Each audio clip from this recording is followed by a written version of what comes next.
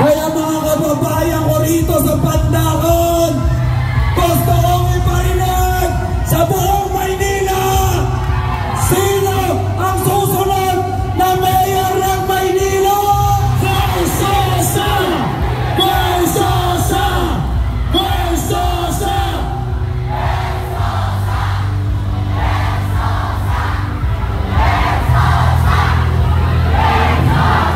Hindi lang sa ilalim ng tulay, pati dun sa flyover. Nandun ang mga supporters natin. Hindi nyo maloloko na ang mga Manileño.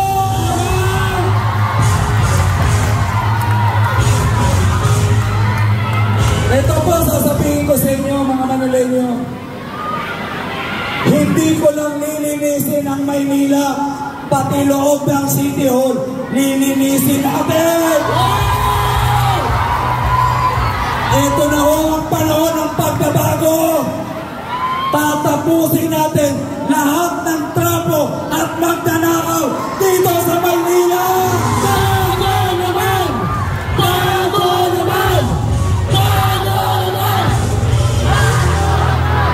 Gusto nyo na bang tapusin ang mga trapo? Gusto nyo na tapusin mga magnanakaw dito?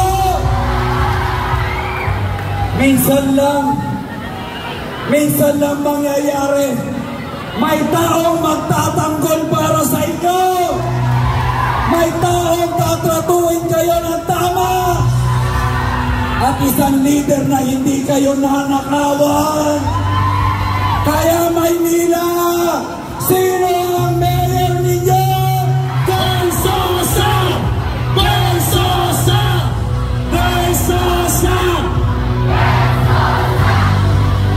Hindi ito ang una kong event. Kanina pa akong umaga. Buhos yan. Bago pa ako dumating dito, galing na ako ng Sampaloc. Ganito rin karami.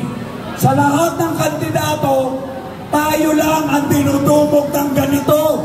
Walang akot, walang bayad. Lahat kusang lumalaban para sa pagbabago. Hindi kami bayad! Hindi kami bayad! Doon sa mga kaibigan natin na nandito, pagmasdan nyo yung mga mata nila. Tignan mo kung gaano sila kaseryoso.